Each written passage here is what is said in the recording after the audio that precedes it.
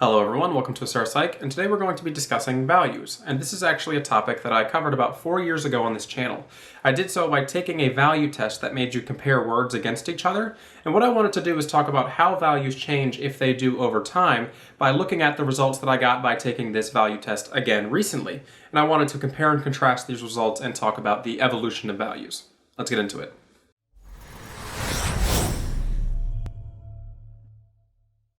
I'll include a link to this value test down in the description box below if any of you would also like to take it, but all it essentially does is it gives you a list of about 300 words that are considered to be basic human values. Things like love, integrity, honesty, things of that nature. And you get to pick about 10 to 15 of them, and what it does is it essentially makes you pit these words against each other. So you're going to have to pick one over the other in every single combination of the 10 to 15 words that you pick. So let's say you picked both love and integrity. You would have to at some point choose whether love or integrity is more important to you. And when you choose one over the other, it gets a point. And at the end, what it does is it rank orders the values that you picked in the order of how many points they got when comparing them to the other values.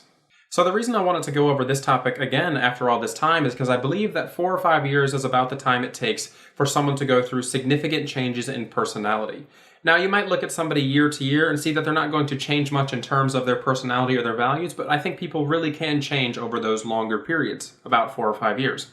Now, that said, what's interesting to me is I don't think we really change as much as we think we do on these inner value core levels. And that's what I kind of wanted to discuss by going over the values that I had before and the values that I had after, because in reality, they're not as different as I thought they might have been.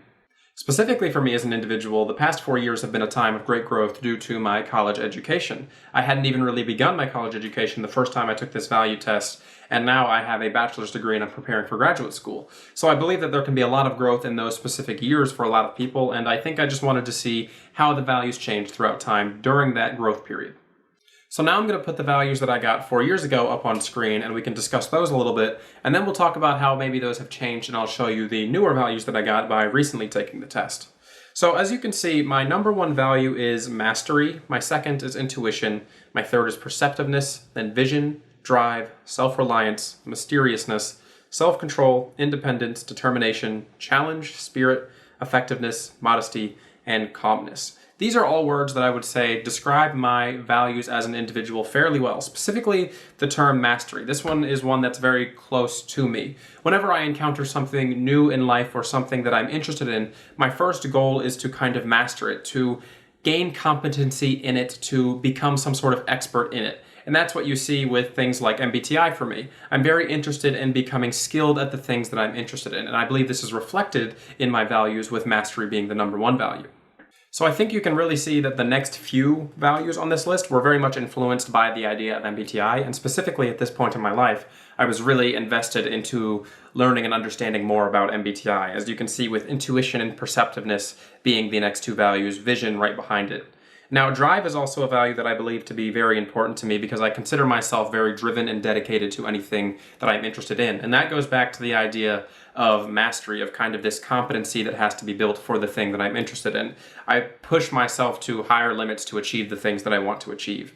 Self-reliance is next, and I'm a very self-reliant type of person. I like to do things on my own. I don't ask for help unless it's actually needed or it's something that I really, really need help with. But most of the time I try to accomplish things on my own with as little help as possible. After that is independence, which goes kind of down to self-reliance again. Oh no, independence was after self-control, sorry. So then mysteriousness. Now this is just a word that calls to me. I don't know why I like mysteriousness so much. I don't consider myself that actually mysterious of a person, but it is something that really speaks to me when going through that list, so that's why I chose it as a value. Self-control, I do consider myself to be quite patient. I don't have any kind of temper really. Determination, again, goes back to the idea of self-reliance. Challenge, I do like a challenge. I don't think I like challenges nearly as much as I used to. I used to be a little bit more competitive than I am now. I tend to be more self-competitive these days than I am competitive against others. After that is spirit, which is kind of makes sense for an intuitive dominant type. Effectiveness seems to correlate with extroverted thinking. Modesty and calmness tend to be very similar, and those are the last values on the list. So now what I'll put up on the screen is the values that I got from just recently retaking the test. And as you can see, this time I condensed it down into 10 because I think that makes it a little bit easier to compare and contrast some of the values. You can choose technically as many as you want, but I wanted to narrow it down a little bit this time.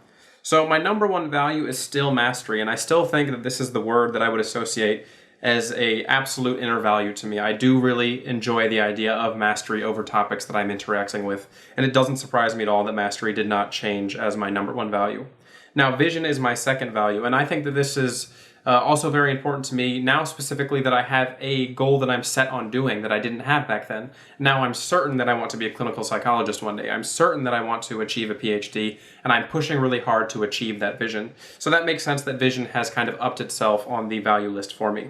Determination is also still a high value for me, as well as self-reliance. Now, a new one on this list is flow, and I think that flow is very important. And when I think of flow, I think of somebody being in their kind of best state, their flow state, as some people like to call it, the state where they're absolutely at their best, their mind is working in unison with itself, and I think that that's a really important state to try to achieve.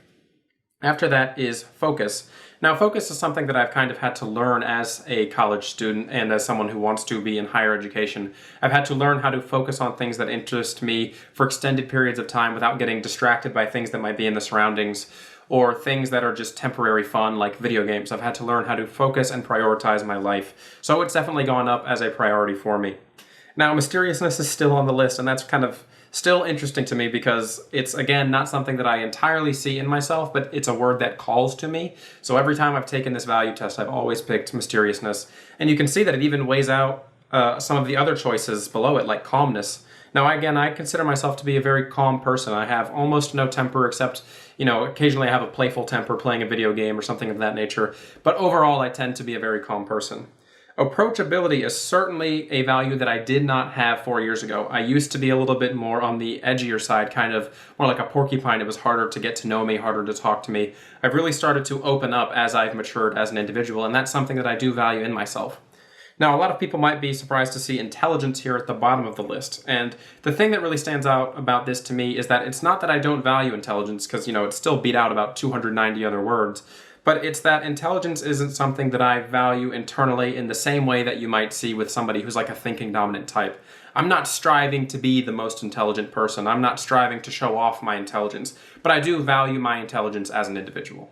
So overall, looking at these words and these values, you can really see that while yes, some of them have changed a little bit, I think the core values and the core ideas there really haven't changed too much. Maybe I've become a little bit more open to talking and discussing with others. Maybe I've gotten a little bit less on the self-dependent side, the more independent and introverted side. But I do think it's really interesting to see that the core top values tend to be there in the same way. If you look at the old values, the second, third, and fourth value are pretty much just essentially the same thing, intuition and vision, and that really hasn't changed. And then the idea of self-reliance and determination come after that.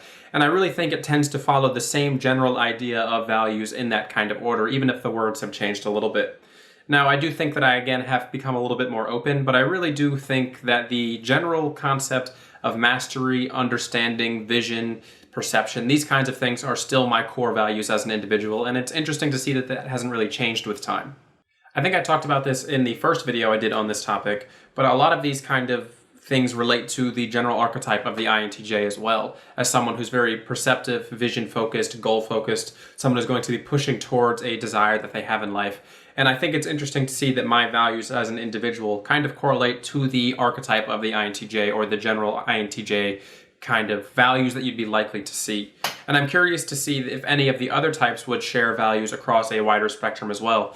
I would think that we would likely see some types correlate with certain values. For example, if you asked a lot of ENFJs or ESFJs to take this value test, they might score highly on things like love, family, tradition, things of that nature, or the ESFJs on tradition at least. But to me, it's really interesting to see how some of the values can correlate with certain cognitive function or aspects of personality type. All right, everybody, I hope you've enjoyed this discussion on values. I really do think that some aspects outside the realm of typology can really reflect on how certain personality types are likely going to approach situations or other parts of their life. For example, again, back to the idea of values correlating with functions or types. I do think that there's a lot to be learned from correlating other aspects of psychology with typology, and I think I'm going to be doing a little bit more of that on this channel here in the near future. I'd like to branch out a little bit and discuss other psychological concepts as well. So I hope you enjoyed this video. I would like to remind everybody that I do have personality typing sessions available on my website, asurapsych.com, if you're interested in learning what your personality type is and what that means for you. This has been Asura at Asura Psych. Have a good one.